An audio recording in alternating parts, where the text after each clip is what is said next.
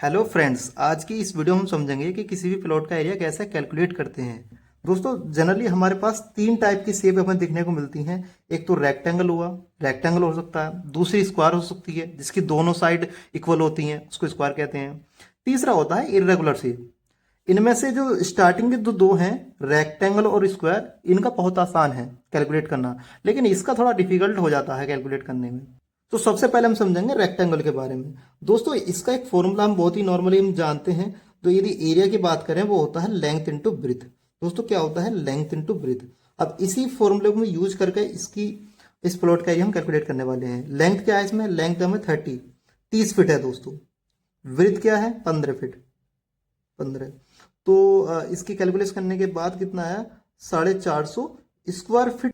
एक square feet में जो होता है 1/9 स्क्वायर यार्ड। तो इसको ये कैलकुलेट करने के बाद जो हमारा निकल कर आएगा वो आएगा 50 स्क्वायर यार्ड, या इसको कह सकते हैं 50 गज।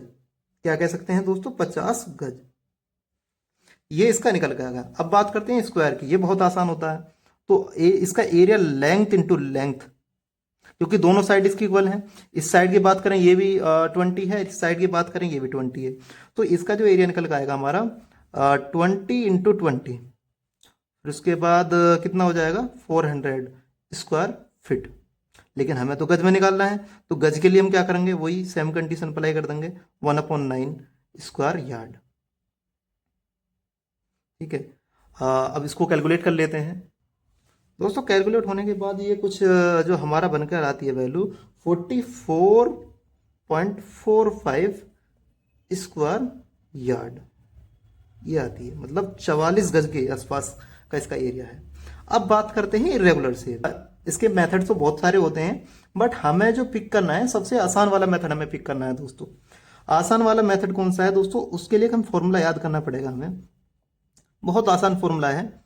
देखिए, कुछ नहीं करना है आपको।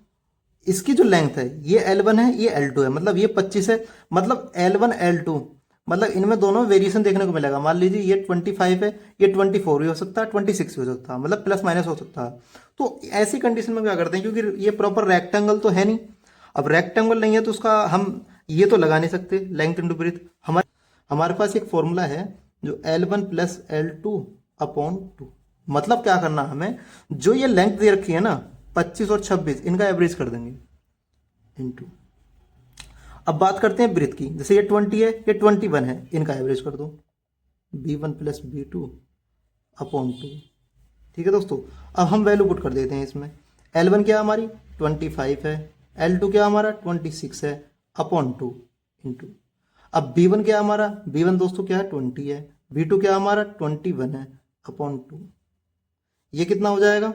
ये हो जाएगा 51/2। ये कितना हो जाएगा? 41/2। कैलकुलेशन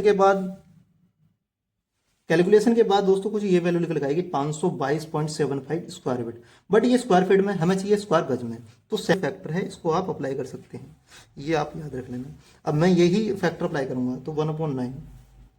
अब कैलकुलेशन दोस्तों, कैलकुलेशन के बाद मेरा 58 स्क्वायर यार्ड के आसपास मेरा एरिया निकल कर आता है। दोस्तों, ऐसी ही वीडियो पाने के लिए हमारे यूट्यूब चैनल को सब्सक्राइब कर लेना। मिलते हैं नेक्स्ट वीडियो में।